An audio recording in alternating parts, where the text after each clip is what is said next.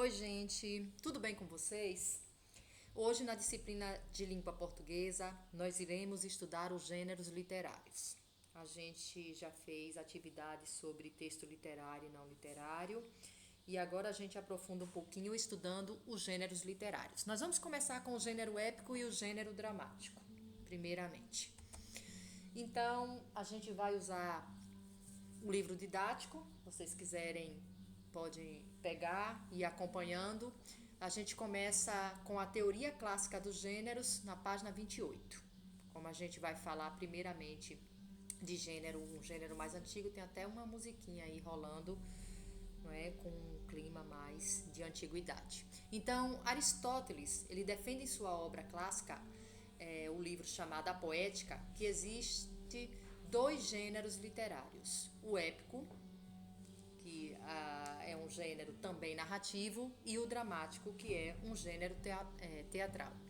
Qual a diferença entre esses dois gêneros? O épico, nós vamos ter um narrador que conta em versos a ação dos personagens. Então, nós temos um narrador que vai contar de forma poética a ação dos personagens, as aventuras dos personagens. Já no gênero dramático, os personagens são representados diretamente por atores e têm voz. Então, seriam as encenações e as peças teatrais. Claro, não ficou só nesses dois gêneros. Mais tarde, alguns teóricos, relendo Platão e Aristóteles, perceberam a necessidade de incluir um terceiro gênero, que é o gênero lírico. Esse a gente vai estudar depois. O gênero épico, vamos ver um pouquinho mais dele. Página 29, para poder a gente acompanhar. Quando temos uma narrativa de fundo histórico, quando temos uma narrativa com grandes heróis, com grandes feitos, com grandes ideais. Nós poderíamos citar aí Ulisses, poderíamos citar Hércules também. Então, o tema, das epopeias, que são os textos do gênero épico, são assim que eles são chamados, são os feitos heróicos e os grandes ideais e conquistas de um povo. O narrador épico, ele mantém distanciamento em relação aos acontecimentos. Esse distanciamento é reforçado naturalmente pelo aspecto temporal. Os fatos narrados situam-se no passado. Então isso é fácil de entender, né?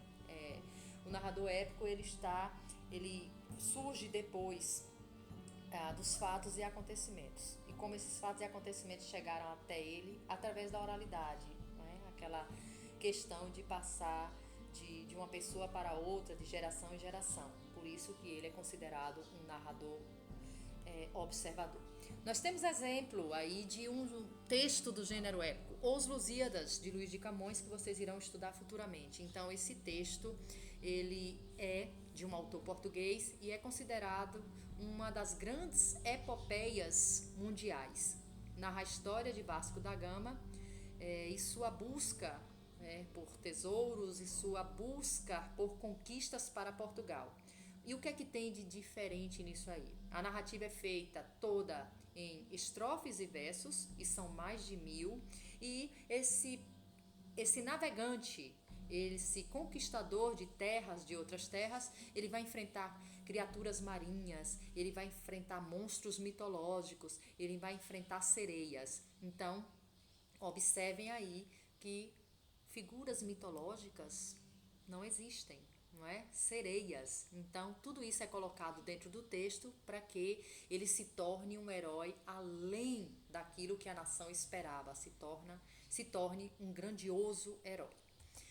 Cavalo de Troia, página 29. Eu acho que a maioria de vocês já deve ter ouvido falar do Cavalo de Troia. Se assistiram La Casa de Papel, vocês podem se recordar da cena, podem se lembrar. Lá na La Casa de Papel, o professor vai explicar o que é o Cavalo de Troia. Ele, inclusive, vai usar essa estratégia para o roubo que ele irá executar, o assalto que ele irá executar a La Casa de Papel.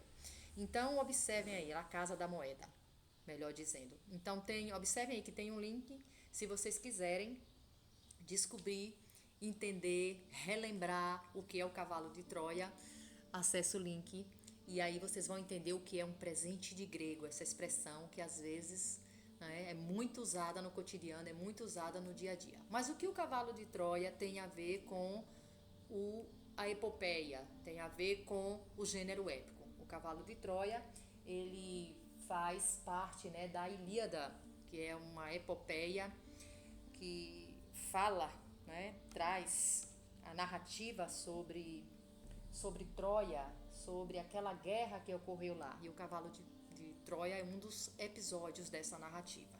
Então é interessante depois vocês darem uma olhadinha, tá bom? Gêneros líricos modernos. Então, gente, a partir das epopeias, a partir dessas narrativas antigas, nós temos os gêneros líricos modernos, que são, ou gêneros literários modernos, melhor dizendo. Os contos, os romances, as narrativas que nós temos hoje, elas são oriundas lá do gênero épico. E aí nós temos aquele herói antigo, aquele herói valente, aquele herói forte, destemido, cheio de ideais e de grandes qualidades, dando lugar a um herói que aparece nos romances hoje como um herói sofrido, um personagem doente, um personagem psicologicamente, né, deformado, um personagem triste. Então, os gêneros modernos, eles trazem uma nova perspectiva.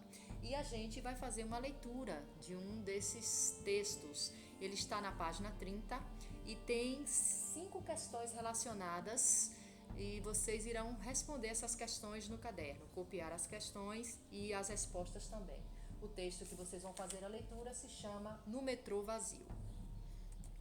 O gênero dramático, vamos estudar um pouquinho do gênero dramático, né? Também conhecido como a arte da ação. O gênero dramático está lá na página 31 e ele caracteriza-se pela ausência do narrador, a gente já falou disso, é um personagem ou são os atores apresentando direto para o público. Aí vocês vão dizer, professora, mas tem apresentação que tem narrador. Sim, hoje já temos os narradores, né, em apresentações, mas na essência do gênero dramático nós tínhamos os personagens e temos ainda em grandes peças teatrais se dirigindo direto ao público. Trabalha com a enunciação em primeira pessoa, ou seja, as personagens vão tomar a fala e falar por si, se não tem um narrador, claro e evidente. E a linguagem dramática apresenta as duas facetas, que é a fala, a fala está subdividida em diálogo e monólogo, ou monólogo, a fala, claro, os diálogos que estão sendo realizados dentro da peça, e monólogo quando é um ator sozinho. Então a gente chama de monólogo, né? Ele vai falar sozinho, certo? E nós temos também outra faceta aí, que é o que? Os efeitos e direção, né? Toda peça precisa de um diretor, alguém que a coordene, que dirija as ações do ator, como ele deve se portar, e os efeitos, que são efeitos de cenário, efeitos que são colocados na peça, certo? O gênero dramático tem em sua divisão a tragédia e a comédia. A tragédia, ela traz como subtítulo Destino e Purificação, né? É um texto que apresenta uma ação humana dolorosa, determinada por um destino que conduz um herói de condição elevada, seja um rei, seja um príncipe ou um herói mitológico, contra a sua vontade, a infelicidade ou a morte. Então era uma forma que antigamente eles achavam, né, de elevar o herói. Então, se o herói se sacrifica pelo seu povo, se o herói morreu numa batalha pelo seu povo, se o príncipe lutou pela coroa, né, para manter o seu reinado, então era uma forma de purificação, não é? Uma forma que eles consideravam suprema.